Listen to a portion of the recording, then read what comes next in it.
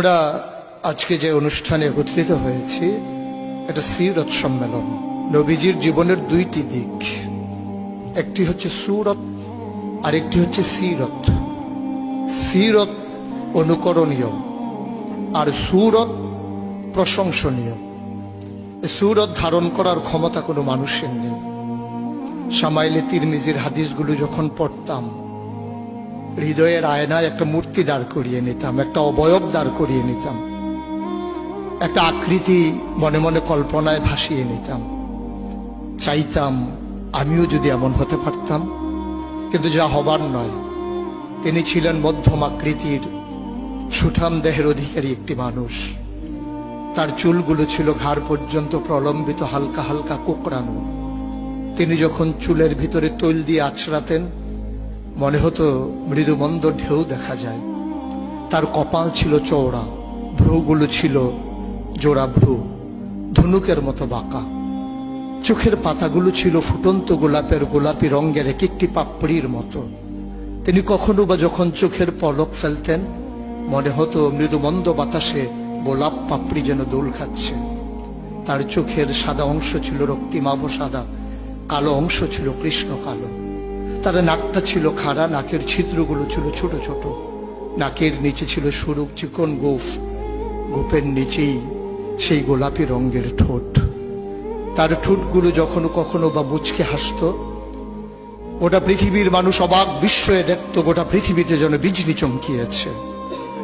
তিনি কখনো বা যখন এই রাস্তা দিয়ে হেঁটে যেতেন, 1 মাস পরেও কখনো যখন সাহাবা হাঁটতেন, তার গায়ের জান্নাতি গন্ধ তারা পেতেন। মায়েরা উম্মাহাতুল মুমিনিন যারা, তারা নবীর যখন কখনো এই ঘামে ভেজা শরীর নিয়ে ঘরে ঢুকতেন, কপালের ভিতরে মুক্তোর দানার মতো ঘামগুলো যখন জমে থাকতো, মায়েরা ছোট্ট শিশি খুঁজে সেই ঘামগুলো শিশিতে ভরে জমা রেখে দিতেন, কখনো বা ঈদে কোনো অনুষ্ঠানে যেন আতর হিসেবে ব্যবহার করতে পারেন। সুরত ধারণ করা কোনো মানুষের সাধ্যর বাইরে। কখনোই কোনো মানুষ সুরত ধারণ করতে পারবে না চেষ্টা করলেই। কিন্তু তার সিরত যেটা অনুকরণীয়, অনুপম আদর্শ। তিনি এসেছিলেন এই জন্যে, ওয়ামা আরসালনাকা ইল্লা রাহমাতাল লিল আলামিন। তিনি ছিলেন রহমত গোটা ধরনীর জন্যে। যেমন করে আল্লাহ বলেছেন, فبما رحمة من الله لنت لهم ولو كنت فظا غليظ القلب لانفضوا من حولك فاعف عنهم واستغفر لهم وشاورهم في الأمر فإذا عزمت فتوكل على الله إن الله يحب المتوكلين। তিনি এসেছিলেন তেমন করে। কেন তাকে পাঠানো হয়েছিল? আল্লাহ নিজেই বলেছেন, লাকাদ কানা লাকুম ফি রাসূলিল্লাহি উসওয়াতুন হাসানাহ। তিনি ছিলেন মডেল, তিনি ছিলেন আইডল, তিনি ছিলেন আইকন, তিনি ছিলেন অনুপম আদর্শ, তিনি ছিলেন উসওয়াতুন হাসানাহ। তিনি গোটা মানব জাতির জন্য সকাল থেকে সন্ধ্যা, রান্নাঘর থেকে সংসদ ভবন, তার জীবনের ব্যক্তি জীবন, পারিবারিক জীবন, সমাজ জীবন, রাষ্ট্রীয় জীবন, অর্থনৈতিক জীবন, ইন্টারন্যাশনাল রিলেশন, সকল ক্ষেত্রে তিনি ছিলেন আদর্শ, তিনি ছিলেন মডেল, তিনি ছিলেন আইকন। ১বিংশ শতাব্দীর সূচনা লগ্নে দাঁড়িয়ে গোটা পৃথিবী যখন ঝঞ্ঝা বিক্ষুব্ধ, গোটা পৃথিবীর মানবতা যখন আজকে ভুলণ্ঠিত, আজকে শুধু মুসলিম নয়, গোটা মানুষ যখন আজকে অপর মানুষের ভোটের নিচে পৃষ্ঠ হচ্ছে তার জীবন, মানুষগুলো যখন আজকে রক্তে রঞ্জিত হচ্ছে তার গোটা দেহ, সেই ফিলিস্তিনের দুধু মরুভূমি আজকে যখন আমার কিশোর ভাইয়ের রক্তে রঞ্জিত, সেই ঝিলাম নদীর পানি আজকে যখন স্বচ্ছ স্ফটিকের মতো আর নেই, কাশ্মীরের ভাইয়ের রক্তে যখন রঞ্জিত, পার্শ্ববর্তী আরাকানের মুসলমানেরা আজকে উখিয়ার সেই টেকনাফের তাঁবুর নিচে তারা যখন মানবেতর জীবন যাপন করছে, আজকে বারবার মনে পড়ে সেই নবীজির কথা। তিনি যদি আজকে আসতেন কোনো একটা ভূখণ্ডে, আমরা যদি দৌড়ে দৌড়ে তার কাছে যেতে পারতাম, ওটা মানবতা যদি বলতে পারতাম মুক্তি চাই, স্বাধীনতা চাই, ভোটের নিচ থেকে জীবন চাই, তিনি হয়তো আঁকড়ে ধরে বলতেন, এখানেই শান্তি, চলে এসো, উদখুলু ফিস সিলমি কাফা, তাহলেই তোমাদের জন্য প্রশান্তি, তাহলেই তোমাদের জন্য মৃত্যুর, স্বাভাবিক মৃত্যুর গ্যারান্টি। কখনোই আর ঝঞ্ঝা বিক্ষুব্ধ পৃথিবীতে তোমাদেরকে বুক পেতে দিতে হবে না বুলেটের সামনে। যদি এমন হতো আমাদের কথাগুলো হতো কোরআনের কথার মতো, ওয়ামান আহসানু কাওলাম মিম্মান দাআ ইলাল্লাহ ওয়া আমিলা সালিহান ওয়া ক্বালা ইন্নানী মিনাল মুসলিমিন। আমাদের তাগিদ জুতে হতো এমন, উদখুলু ফিস সিলমি কাফা, ইসলামে পরিপূর্ণভাবে চলে আসো।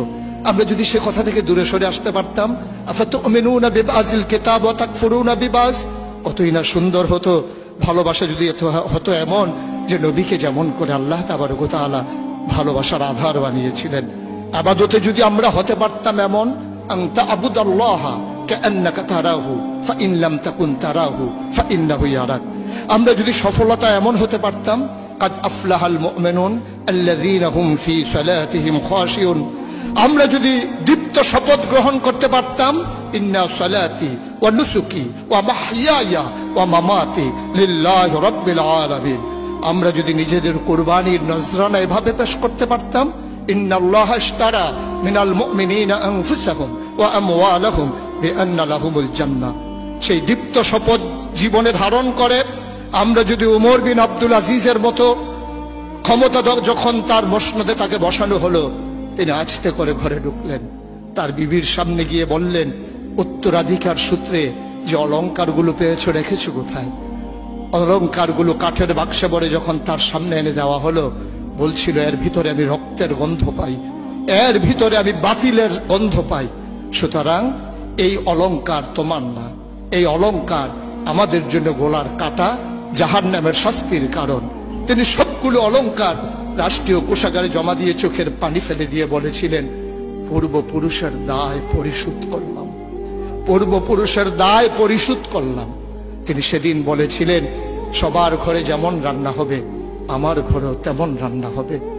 প্রিয় দ্বীনি ভাইয়েরা, প্রিয় আলেম ভাইয়েরা, আমি যদি এভাবে বলি, আজকে ১৫০০ বছর পরে আজকে আমাদেরকে স্বীকৃতি দিতে হবে কবি ফররুখের মতো। তিনি বলেছিলেন, কোরআনের নূর বুকে পুড়ে নিয়ে দাঁড়ালে যখন মরুর পথে, মহাবেদনায় দেখলে মানুষ ভাসছে পাপের কলুষ স্রোতে।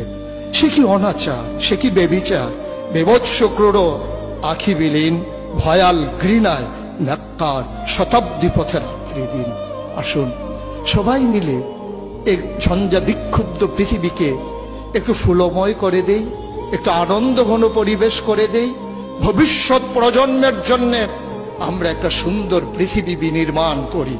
আর এই সুন্দর পৃথিবী বিনির্মাণে ওলামায়ে কেরামের নেতৃত্বে যে সংগঠন আপনাদেরকে সামনে টানছে, হেরার দিকে নিয়ে যাচ্ছে, যে হেরার রশ্মির আলোতে আপনার জীবন, পরিবার, রাষ্ট্র, গোটা বিশ্ব, মনে রাখবেন আপনি কখনোই বাংলাদেশের সন্তান নন, আপনি বাঙালি নন, আপনি বাংলাদেশি নন। আপনার আসল পরিচয় ইন্নানী মিনাল মুসলিমিন, আমরা মুসলমান। ভূখণ্ডগতভাবে আমরা বাংলাদেশি, ভাষাগতভাবে আমরা বাঙালি। আর আমার আসল পরিচয়, আমি যেখানেই থাকি আমার আল্লাহ এক, আমার কোরআন এক, আমার কিবলা এক, আমার কাবা এক, আমার নবী মুহাম্মদুর রাসূলুল্লাহ সাল্লাল্লাহু আলাইহি ওয়াসাল্লাম তার নেতৃত্বে যেমন করে ১৫০০ বছর আগে মানুষগুলো একই পতাকায় ঐক্যবদ্ধ হয়েছিল, আজও তার রেখে যাওয়া আদর্শের ভিত্তিতে আসুন সকল ভেদাভেদ ভুলে সবাই এক হয়ে যায়। কওমি, সুন্নি, আলিয়া, নানান দলে বিভক্ত না থেকে আমরা সবাই মিলে বলি আমরা একই মায়ের সন্তান। সেই মা যদি হয় হাওয়া, সেই মা যদি হয় ইব্রাহিমের স্ত্রী, আমাদের জন্য যারা মা, তাহলেই আমরা মনে করি আমরা একীভূত হওয়া সম্ভব। আসুন ভাগাভাগি নেই, আমি চৌধুরী, আমি সরকার, আমি পেশকার, কোন পরিচয় আমার আসল পরিচয় নয়। আমার আসল পরিচয় আমি মুসলিম। এটাই হোক মূল মন্ত্র, এটাই হোক সামনের পথ চলার পাথেও। তাহলে এই মজলিস সার্থক হবে, তাহলে এই পথ চলা সুন্দর হবে, তাহলে এই সময় দেওয়া কাজে লাগবে। আশা করি সে অনুভূতি নিয়ে আমরা এগিয়ে আসছি। আমরা নিজেদেরকে বিলিয়ে দিতে চাই জাতির বিনির্মাণে, আমরা নিজেদেরকে উৎসর্গ করতে চাই সুন্দর পৃথিবী নির্মাণে। তাহলেই সার্থকতা, তাহলেই সুন্দর। আমরা তো নিকৃষ্ট কোনো জীব নই, আমরা আশরাফুল মাখলুকাত, মানুষ। মানুষ হিসেবে বেঁচে থাকতে চাই শির উঁচু করে, কখনোই অবদমিত হয়ে নয়, বাতিলের কাছে মাথা নত করে বাঁচার চাইতে, যেমন করে বলেছিলেন, শিয়ালের মতো 500 বছর বাঁচার চাইতে সিংহের মতো এক মুহূর্ত বেঁচে থাকাই, এটাই হচ্ছে পুরুষত্ব, এটাই হচ্ছে বীর মুজাহিদের পরিচয়। আসুন আমরা বীর মুজাহিদ হয়ে দুনিয়া থেকে বিদায় নিয়ে নিই। আল্লাহ তাবারক ওয়া তাআলা সবাইকে কবুল করুন।